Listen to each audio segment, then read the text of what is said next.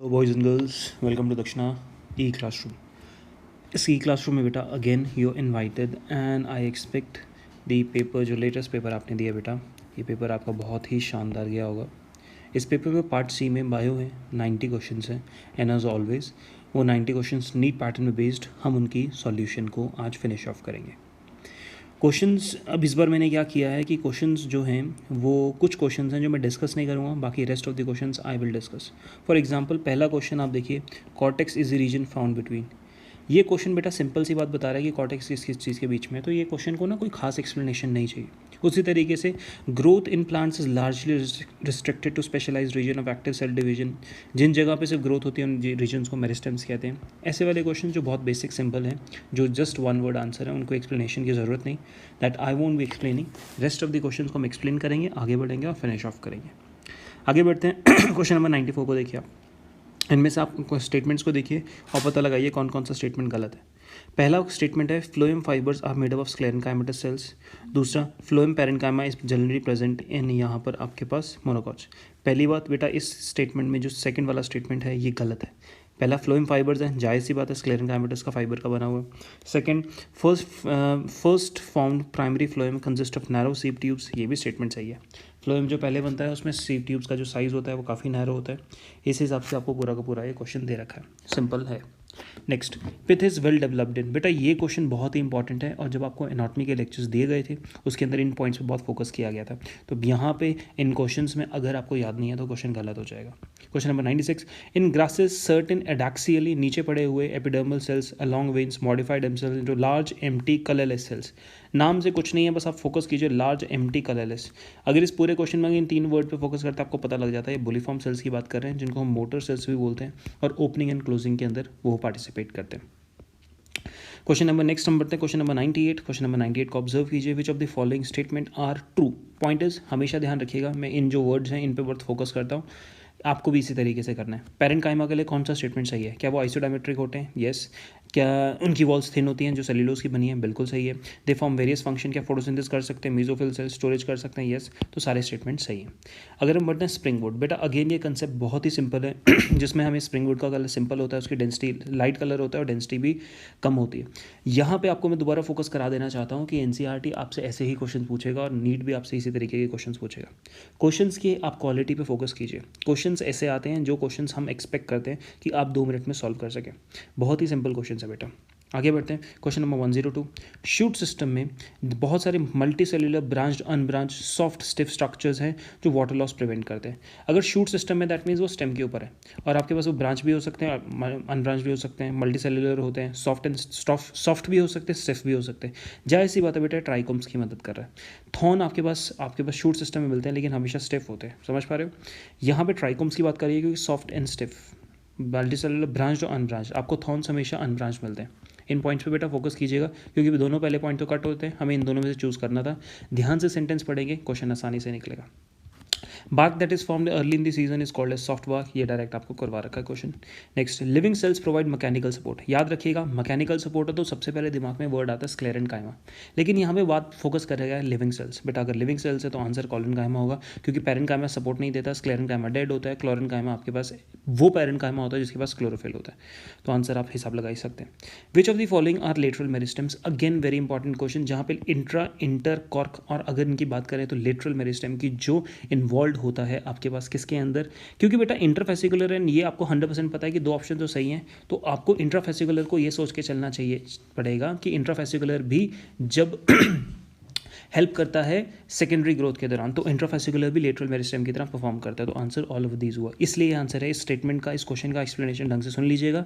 ये कहता है कि इंट्राफेसिकुलर कैम्बियम को लेटरल क्यों माना गया इस क्वेश्चन के लिए, इसलिए माना गया है क्योंकि जो इंट्राफेसिकुलर कैम्बियम होता है वो भी सेकेंडरी ग्रोथ के दौरान लेटरल मेरिस्टेम यानी सेकेंडरी ग्रोथ में हेल्प करता है, इसलिए। Next, vascular bundles of monocot root, यहाँ पे फोकस करने वाली बात है बेटा।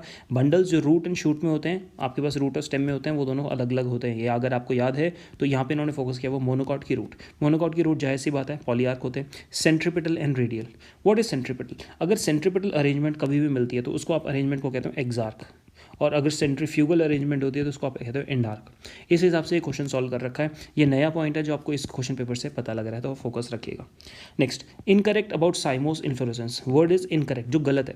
क्या फ्लोरल एक्सिस का डेफिनेट लेंथ है? येस, क्योंकि टर्मिनेट हो जाता है वो, तो उसकी देखो अगर हम इस तरीके से फ्लोरल एक्सिस बनाते हैं, उसका शूट मेरिस्टेम जो होता है टॉप मोस्ट वाला पोर्शन वो फ्लावर में कन्वर्ट हो जाता है, तो उसकी एक डेफिनेट लेंथ होगी, उससे ऊपर नहीं बढ़ सकता। Yes, floral axis ends in a flower. Yes, floral are born in acropetal order. No, क्योंकि ये कौन से ऑर्डर में होते हैं? बेसिपिटल। यहाँ पे याद रखिएगा साइमोज में बेसिपिटल होते हैं। Next, they are cylindrical tube like structures made up of many cells each with lignified walls. Lignified walls है बेटा, याद रखिएगा। सेंट्रल कैविटी है, प्रोटोप्लाज्म नहीं है, सिलेंड्रिकल स्ट्रक्चर। आंसर सारी की सारी चीज़ें आपको बता रहा है वेसल्स। वेसल्स के बारे में डायरेक्ट, सीव ट्यूब्स आपके पास जिंदा होते हैं, आपके पास जाइलम फाइबर डेड होते हैं, लेकिन वो सिलेंड्रिकल नहीं होते, और ल्यूमेन तो उनके पास कोई खास नहीं होता है। ट्रांसफ्यूजन टिश्यू हमने पढ़ा नहीं है। डायरेक्ट आंसर आपके पास वेसल्स बनता है। नेक्स्ट आगे हम बढ़ते हैं, स्क्लेरेनकाइमेटस हाइपोडर्मिस। वेरी इंपॉर्टेंट क्वेश्चन, आपको ये पढ़ाया जाता है ग्राउंड टिश्यू सिस्टम के अंदर। हम यहाँ पे स्पेसिफिकली आपको फोकस करवाना चाहता हूँ बेटा, कोलोनकाइमेटस हाइपोडर्मिस एंड स्क्लेरेनकाइमेटस हाइपोडर्मिस। ये बहुत ही दोनों फेवरेट क्वेश्चन हैं, तो इन पर फोकस कीजिएगा, आपका आंसर हमेशा हमेशा निकल जाएगा। Question number 118, which of the following is not true about sclereids. Sclereids आपके पास वो गोल गोल सेल्स होते हैं, राइट? आपने देखे होंगे एनसीईआरटी में। गोल गोल सेल्स है, स्टोन सेल्स कहा जाता है, बिल्कुल सही है। क्या वो sclerenchyma with fibres? Yes. They are group of living cells? No बेटा, ये स्क्लेरेनकाइमेटस ओरिजिन के, तो ये डेड होते हैं, तो अब ये लिविंग नहीं हो सकते ना, इसलिए तीसरा वाला स्टेटमेंट इज नॉट ट्रू, यानी गलत। नेक्स्ट बढ़ते हैं, regarding the collenchyma find out the incorrect statement. गलत स्टेटमेंट को पता लगाना है। क्या उसमें डिपोजिशन ऑफ पेक्टिन होती है? यस। इंटरसेलुलर स्पेस होता है? नहीं सॉरी, एब्सेंट होता है, क्योंकि उसकी एंड वॉल जो होती है वो इस तरीके से थिकनिंग हो जाती है, तो इंटरसेल्युलर स्पेस हमें टेक्निकली यहाँ पे एब्सेंट मिलता है, ये याद रखिएगा आप लोग। Provide mechanical support to petiole of leaf, 100% yes. Found in the layer below epidermis in monocots? नहीं, मोनोकॉट्स में तो अगर आप बात करते हो एपिडर्मिस के बिलो वाला लेयर यानी हाइपोडर्मिस, और वो स्क्लेरेनकाइमा की होती है। अगर आंसर यहाँ पे मोनोकॉट की जगह डाइकॉट लिखा होता तो आंसर सही हो जाता। 121, टर्मिनल एंड एक्सिलरी बड्स। जाहिर सी बात है, टर्मिनल एक्सिलरी दोनों एपिकल मेरिस्टेम से ही डेवलप होती हैं, तीनों आंसर बाकी नहीं हो सकते। क्वेश्चन को अप्रोच करने के लिए हमेशा आप ध्यान रखिएगा, आप एलिमिनेट भी कर सकते हैं। डाइकॉट रूट की बात करिए, xylem and phloem are radial, 100% सही है। क्या वो स्कैटर्ड होते हैं? नहीं बेटा, रूट की बात करिए, स्टेम की नहीं। अगर स्टेम होता तो हम मोनोकॉट स्टेम के अंदर स्कैटर्ड मान सकते थे, बट ये तो रूट की बात करिए, वो भी डाइकॉट की। वस्कुलर मंडल सर open and arranged in a ring? No. आपके पास xylem is always and dark? नहीं बेटा, इस तरीके से आप ऑब्जर्व कर पा रहे हैं। तो consider the following statement and correct the सही ऑप्शन। सही ऑप्शन के अंदर आपसे बात करिए, the thread like cytoplasmic strand running from one cell to another known as plasmodesmata, बिल्कुल सही है। आपके पास xylem and phloem constitute vascular मंडल, बिल्कुल सही है। First form xylem elements are called as meta, नहीं, उनको प्रोटोजाइलम कहते हैं। रेडियल वस्कुलर मंडल्स are found in the leaves? No, radial vascular mandals leaves में कभी नहीं मिलता, यानी आखिरी के 3 और 4 गलत है। 3 और 4 आर रॉन्ग, 1 और 2 आर ट्रू। यहाँ तक हमारा हुआ। आगे बढ़ते हैं, आगे बढ़ के यहाँ पे देखते हैं, which of the following is made up of dead cell. इनमें से कौन से डेड सेल का बना है? जाइलम पैरेन्काइमा जिंदा है, कोलोनकाइमा जिंदा है, फ्लोएम जिंदा है। Answer direct phellem. Phellem is cork and cork हमेशा डेड होता है, याद रखिएगा। आगे बढ़ते हैं, the balloon shape structure are called tylosis. Yes, tylosis बेटा जाइलम पैरेन्काइमा होता है, जब वो वेसल्स के अंदर घुस जाता है। जाइलम पैरेन्काइमा की एक्सटेंशन जब वेसल्स में घुस जाती है उसको हम टाइलोसिस कहते हैं। देखो, इसने extension of xylem parenchyma into the vessels. Answer direct. Questions कितने सिंपल है। क्वेश्चंस आप लोगों से सिर्फ ये पूछना चाह रहे हैं कि आपको एक्चुअली जो आपको पढ़ाया गया है कि आपको आता है। अगर वो आपको आता है तो मुझे नहीं लगता कि आपको किसी क्वेश्चन में इनफैक्ट एक्सप्लेनेशन की भी जरूरत है। मॉर्फोलॉजी और एनाटॉमी के जितने भी क्वेश्चंस होते हैं बेटा, सबसे बड़ी क्वालिटी उनके साथ क्या होती है कि आपको कंसेप्ट समझ आना चाहिए, पहली बात, और दूसरी बात कंसेप्ट याद होना चाहिए। अगर ये दोनों चीज़ें आती हैं तो इतना ज़्यादा दिमाग लगाने वाले क्वेश्चन आते ही नहीं। तो आप हमेशा एक विनिंग प्लेटफॉर्म पर बैठें, बशर्ते आपको एक शर्त ये है कि आपको बढ़िया से आना चाहिए। नेक्स्ट देखिए, albuminous cells of gymnosperm are equivalent. खुद सोचिए क्या आंसर होगा। यहाँ पे अगर आप जिम्नोस्पर्म की बात कर रहे हैं और बात करें कि एल्बुमिनस सेल किसके बराबर है, तो जाहिर सी बात है ना बेटा, एल्बुमिनस सेल कंपेनियन सेल के बराबर के होते हैं। ये तो हम लोगों ने लिख के 500 बार लिखा है और याद भी किया, चिल्ला चिल्ला के गला फाड़ के मैंने तुम्हें बोला है, तो याद रखिएगा इस बात को। आगे बढ़ते हैं, आगे बढ़ के ये वाला क्वेश्चन देखते हैं, एनुअल एंड ग्रोथ रिंग्स। बेटे ये क्वेश्चंस एनुअल रिंग्स वाला अगेन वेरी इंपॉर्टेंट फैक्ट, कितने एक साल में कितनी एनुअल रिंग्स बनती है इस हिसाब से क्वेश्चन पूछा जाता है। Alternate rings of early and late wood, ये बहुत ही सिंपल क्वेश्चन है, याद रखिएगा। अर्ली एंड लेट वुड, कुछ बच्चों ने सैपवुड एंड हार्टवुड कर दिया होगा, heartwood and early wood, porous and non porous wood, ये सब कुछ नहीं है, आंसर आपके पास डायरेक्ट ही है। अक्सर जब आपको कुछ नहीं पता होता तो एनसीईआरटी की लाइन जो होती है वो आंसर निकल जाता है। आप सिर्फ दिमाग लगाएं, आंसर डायरेक्ट एनसीईआरटी की लाइन है, कंसेप्ट अच्छा होना चाहिए। एक्सट्रीमिटीज ऑफ लॉन्ग बोन्स, क्या था, लॉन्ग बोन्स के एंड पे आपको कौन सा वाला कार्टिलेज मिलता है। जब साइनोवियल कार्टिलेज पढ़ाया था तो पढ़ाया था ये साइनोवियल कार्टिलेज इन कैरेक्टरिस्टिक नेचर, कौन सा कार्टिलेज है, हियालिन कार्टिलेज होता है। कौन सा कार्टिलेज होता है, हियालिन कार्टिलेज, ये आंसर आपको दे रखा है। क्वेश्चन 137 क्वेश्चन को देखिए, विच of the following which one is the most appropriate definition of enzyme. Enzyme की कौन सी डेफिनेशन है? क्या वो एंजाइम एक प्रोटीन टाइप हो सकता है? बिल्कुल। क्या वो बायोकैटलिस्ट हो सकता है? यस। क्या वो एक्टिवेशन एनर्जी को कम करता है? बिल्कुल सही है, पहला स्टेटमेंट सही है। Protein act as a biocatalyst by increasing activation energy, बेटा यहाँ पर यह स्टेटमेंट गलत हो गया, क्योंकि इंक्रीज नहीं करता, डिक्रीज करता है। Protein act as a biocatalyst neither lowering nor increasing, statement गलत। Protein is not a biocatalyst, statement गलत। आंसर नंबर 1, आंसर आपका डायरेक्ट बन जाता है। अब देखिए क्वेश्चन नंबर 139 को ऑब्जर्व कीजिए, बीटा प्लेटेड स्ट्रक्चर को क्यों बनता है? अगर बीटा प्लेटेड स्ट्रक्चर बन रहा है तो क्यों? ये जो आपके पास इस तरीके से ही होती है, इनको आपस में कनेक्टेड किया जाता है, राइट? अगर आपको थोड़ा थोड़ा याद हो, इनको आपस में कनेक्ट किया जाता है, और कनेक्ट इसकी बेसिस में किया जाता है हाइड्रोजन बॉन्ड्स के बेसिस पे। आपके पास पॉलीपेप्टाइड चेन्स होती हैं, 2 हाइड्रोजन बॉन्ड्स की मदद से कनेक्टेड होती हैं, इसलिए डायरेक्ट ये आंसर बनता है। अगर हम आगे बढ़ते हैं, यहाँ पे आगे बढ़ते हैं, depression at the base of villi, इनको कहते हैं क्रिप्स ऑफ लिबरकुहन, ये भी हमें आता है। विच वन इज करेक्ट, सही कौन सा है? Non protein constituent of enzyme is called as cofactor, सही है। Catalytic activity is lost when the cofactor is removed, बिल्कुल सही है। Metal ions coenzyme prosthetic groups represent different type of cofactors, 100% सही। देखो बेटा, डायरेक्ट क्वेश्चन है। अगर इस पेपर के अंदर आप लोग 300 अबव नहीं लेके आ पा रहे, दैट मीन्स आपने सही से पढ़ाई नहीं करी। अगर मैं इतना सिंपल आपको बोलूँगा, बहुत फोकस कीजिएगा, आपके लिए बहुत ज़रूरी है। Muscle band that remains unchange during muscle contraction, ये एक ऐसा क्वेश्चन है जिसको समझना बहुत ज़रूरी है। एक ऐसा मसल बैंड जो कॉन्ट्रैक्शन के दौरान बिल्कुल भी साइज़ नहीं चेंज करता, जाहिर सी बात है ना बेटा, आंसर ए होगा। ये तो फोकस कीजिएगा आप लोग, बहुत इंपॉर्टेंट है। नेक्स्ट आगे बढ़ते हैं, एज रिलेटेड डिसऑर्डर, एज के साथ जो आता है, characterise by decrease bone mass and increased fracture. देखो सीधी सी बात, ऑस्टियोपोरोसिस का सिंपल बात बता रहा है। आपके पास बोन जो है वो हो गई हैं, मतलब नाजुक हो गई हैं, क्योंकि उनके अंदर कैल्शियम की कमी है, और कैल्शियम की कमी अक्सर ईस्ट्रोजन की वजह से होती है। एंड याद रखिएगा, ये केस विमेन में देखने को पड़ता है मेनोपॉज के दौरान। मेनोपॉज यानी जब मेंस्ट्रुअल साइकिल बंद हो जाती है, तो इसका आंसर है osteoporosis. Next, mucosa of duodenum secretes 2 hormone called secretin cholecystokinin, यहाँ पे बात रखी है डुओडेनम की, और ये फोकस कीजिएगा। आंसर आपके पास सही होना चाहिए। प्रोलैक्टिन आंसर नहीं हो सकता, क्योंकि प्रोलैक्टिन तो ब्रेन में बनता है। पैराथार्मोन नहीं हो सकता था। एंडोक्राइन, गैस्ट्रिन स्टमक में बनता है, गैस्ट्रिन स्टमक में बनता है। ये दोनों मान लिए थे सही थे कि हमारे डुओडेनम में बन रहे हैं, लेकिन ये दोनों डुओडेनम में बन रहे हैं, बाकी सब ऑप्शंस में एक एक तो प्रॉब्लम आ ही रही है। फिर इसके आगे बढ़ते हैं, आगे बढ़ने के बाद हम देखते हैं विच, ये कहता है there are number of local hormones produce by gastric and intestinal mucosa. अब लोकल हार्मोन्स यानी जो वहीं पे गैस्ट्रिक इंटेस्टाइन के अंदर बन रहे हैं, जो अपना बाइल के सिक्रेशन को स्टिमुलेट करते हैं। आंसर है बेटा सी के। अगर आप हाथ से सी बनाएंगे ना, आप देखिए अपने हाथ से सी बनाइए तो आपको दिख रहा है, और ऐसा इमेजिन करो कि इसके बीच में आपने गॉल ब्लैडर रख दिया। अपने उंगलियों से सी बनाओ और उसके बीच में गॉल ब्लैडर रख दो, याद करना बहुत आसान हो जाएगा। The function of ट्रोपोमाइसिन in skeletal muscle, ये तो पूरी प्रॉपर स्टोरी के साथ बताया था, बहुत इंपॉर्टेंट है बेटा। स्लाइडिंग ऑन एक्टिन कभी नहीं करता। रिलीज कैल्शियम आफ्टर, कैल्शियम कभी रिलीज नहीं करता, वो तो सार्कोप्लाज्मिक। जनरेट एटीपी नहीं। तो अगर 3 ऑप्शन एलिमिनेट कर दो तो आंसर नंबर ये तो आपके पास डायरेक्ट बन ही जाता है। सीधी सी बात है, कवर अप साइड करता है जहाँ पे मायोसिन एक्टिन को बाइंड करता है। यहाँ पे वर्ड रिलैक्सिंग प्रोटीन दिया हुआ है, टेंशन नहीं लेनी। पेपर के अंदर सिर्फ पूरे के पूरे क्वेश्चन को आपको सही से पढ़ना है। अगर आप सही से पढ़ लिए तो क्वेश्चन आसानी से निकलता है। मैक्सिमम TON, बेटा TON क्या है? टर्न ओवर नंबर, ये आपके समझना जरूरी था। मैक्सिमम टर्न ओवर नंबर यानी मैक्सिमली कितने मॉलिक्यूल्स को 1 मिनट में चेंज किया जा सकता है। आंसर कार्बोनिक एनहाइड्रेट प्रॉपर दिया हुआ है। आप ये वाला डायग्राम देख रहे हो, जब आपको मैंने ह्यूमन एंड लोकोमोशन पढ़ाया था, आपको साफ बोला था कि बेटा ये बोन्स को आप नाम याद करना जरूरी है। देखो डायरेक्ट क्वेश्चन आ गया, तो क्यों कोई ऐसी गलती करनी जो गलती से आपको नुकसान हो सकता है, तो बस फोकस कीजिए, अपनी गलतियों को अवॉइड कीजिए। Feedback inhibition of enzyme is influenced by, बेटा फीडबैक इनिबिशन है यानी आपके पास एंड प्रोडक्ट बन गया और वो अपने एंजाइम को आगे असर डाल रहा है, तो जाहिर सी बात तब हम वर्ड यूज़ करेंगे फीडबैक इनिबिशन, तो आंसर हमेशा एंड प्रोडक्ट ही रहेगा। इस बात पे अच्छे से ध्यान रखिएगा। आगे बढ़ते हैं, हाइपोकैल्सीमिया यानी बॉडी के अंदर ब्लड में कैल्शियम की कमी। अगर ब्लड में कैल्शियम की कमी है तो जाहिर सी बात उसकी वजह से टेटनी होता है। टेटनी याद रखिएगा, ये वाला आपको कंसेप्ट याद करना है। You need to remember this thing.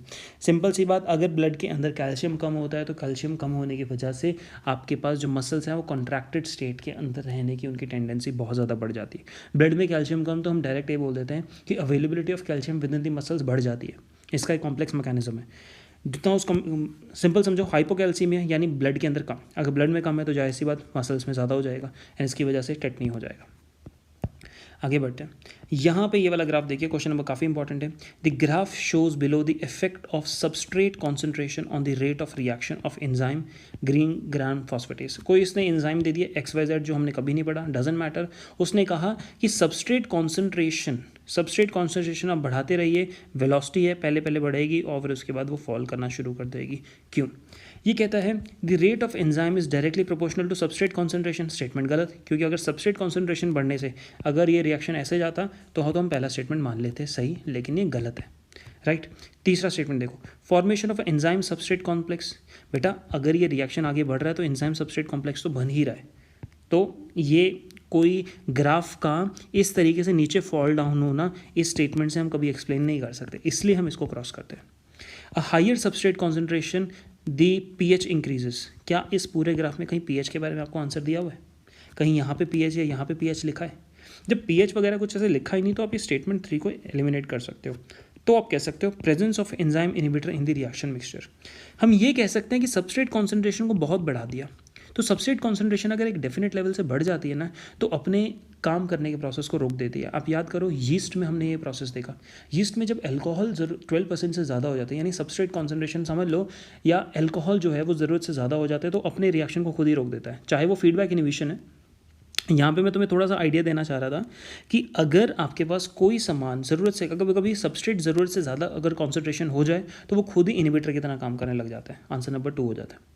अगर बेटा ये क्वेश्चन कभी नहीं इस तरीके के क्वेश्चन समझ आता है तो आप पहला स्टेटमेंट आप गलत एलिमिनेट करो, सेकंड और फोर्थ को, थर्ड और फोर्थ को भी एलिमिनेट कर सकते थे, डायरेक्ट आपका आंसर नंबर 2 बनता है। In an accident there is a great loss of blood. Blood का बहुत लॉस है। अगर आपके पास ब्लड सैंपल को एनालाइज करने का टाइम ही नहीं है तो आप कौन सा ब्लड दोगे?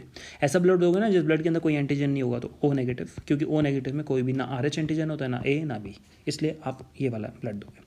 नेक्स्ट क्वेश्चन दिया हुआ है blood cells that increase in number during allergic reaction. Answer direct होना चाहिए एलर्जी दैट इज इओसिनोफिल। इस तरीके को याद रखना है। Human heart is myogenic 100% yes. आगे बढ़ते हैं, इसके अंदर हम आगे देखते हैं हमें कौन सा क्वेश्चन करना है। Which of the following is correct? Animals like annelids, arthropod, aschelminthes, mollusca, hemichordata and chordata possess bilateral symmetry. सही है। प्लेटीहेल्मिंथिस वो first phylum to evolution to exhibit, yes. Bilateral platyhelminthes से पहले किसी में भी नहीं मिली। Animal possess bilateral symmetry, okay. Most of the animals yes, क्योंकि बहुत ही कम फाइलम है जहाँ पे रेडियल आती है, तो more than one option correct, 170 ठीक है। इसने क्वेश्चन पूछा which character does not belong to phylum aschelminthes. Phylum aschelminthes does not belongs. Alimentary canal is incomplete. नहीं बेटा, एलिमेंट्री कैनाल कंप्लीट होता है, समझ पा रहे हो। Next question, sea lilies and dash sea firs are respectively. 500 बार बोल चुका हूँ कि ये सी लीज, सी फर, सी फैन, सी फलाना, सी ढमका, ये जितनी भी वर्ड्स होते हैं ये आपको याद होने चाहिए, जिनके कॉमन नेम्स सेम दिखते हैं वो आपको 100% याद होने चाहिए। अगर नहीं याद है तो बेटा नुकसान वाली बात है।